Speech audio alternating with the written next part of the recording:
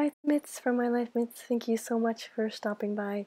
Today I want to do a junk journal with me video. This junk journal is getting really full. It is by Gina, the Rebookery, and I'm sure you are aware of her channel, but I will post the link down below to her website, her Etsy shop, as well as her YouTube channel. Sometimes, I don't know about you, but I like to flip through my pages and I find inspiration in my pages. I find older layouts that I've done that I want to try out again, and so I was flipping through this junk journal. It's actually almost finished, and I found a layout that I wanted to try again with you on camera this time. So in this video I will share with you the pattern paper, the one-sided pattern paper, and how I take this one-sided pattern paper and make it into a journal spread. So I'm going to begin by tearing the actual page, and I'm trying my best to make sure I can see this white part of the paper. So I'm tearing it in a way that you can see, or I'm trying my best to tear it in a way so that you can see the white edge. I kind of like that torn paper look, so I'm trying my best to do that, and I'm tearing it a little off to the center, and you will see why later on. So I have those two pieces now set. And the next thing I'm going to do is fold it inwards. That's why I wanted to tear the page off center so that I can fold it inwards towards the spine.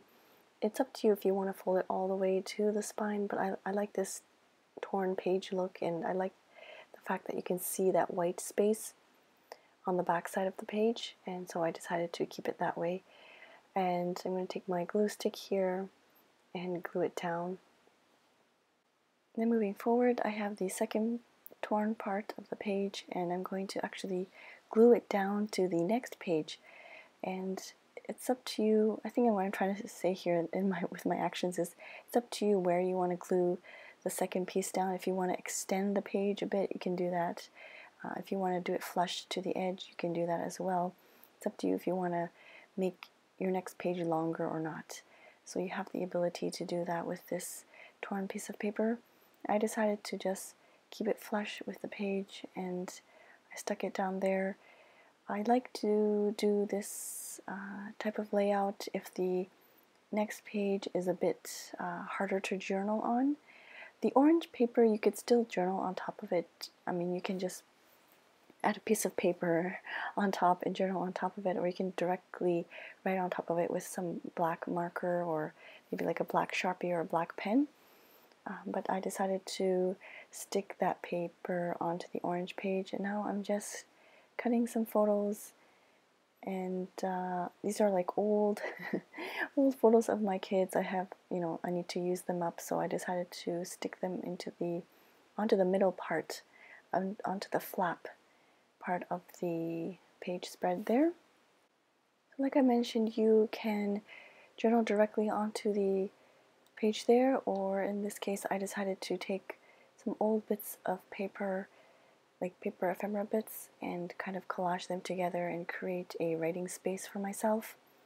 I finally busted out the washi tape that I purchased from Cute Things from Japan and decided to use it in this spread, the really wide washi tape, the MT and William Morris collaboration. And I like to, for some reason, sometimes like to keep the packaging just so that I can refer to it later on. I don't know if I'm ever going to really remember where the packaging is kept, but it's just nice to keep it just in case. And this washi tape is gorgeous. It's so pretty. I love how wide it is, and because of this width, I decided to rip it in half. It's one of the good things about the really wide washi tape is that you can really customize it to your journal needs or your planner needs. You can rip them in half and tear them apart. But yes, so I placed one piece on the top of the page, and I will place the other second piece somewhere near the bottom, just gluing down the old paper bits and creating a collage. I get this question often. People ask, where do I get old bits and pieces of papers and things like that. For me, it's hard to find these things in Japan. we don't really have, old, what are they called, like thrift shops. They do sell like old Japanese books, but I don't know what it is. I'm not really accustomed to the kanji or the characters, and they don't really have old books.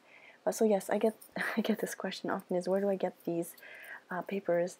And a lot of times I get sent some Happy Mail, and I want to thank those that have sent some beautiful, beautiful Happy Mail packages with old paper bits and things.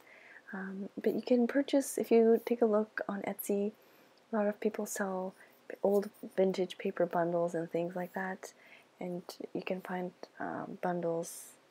I've purchased bundles as well online on Etsy as well if you're interested.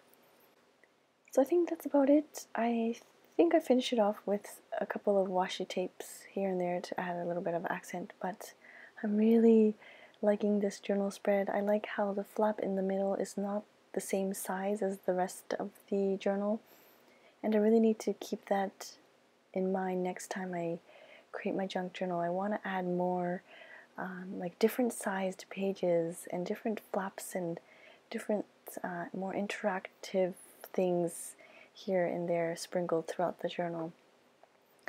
Anyways, I hope you enjoyed this video. I hope if you try this layout, it's really simple. You just take a page and you just rip it in half and fold it in. If you try this out, please don't forget to tag me on Instagram. It's at MyLifeMyths. Thank you so much for watching, and I will see you soon. Bye-bye.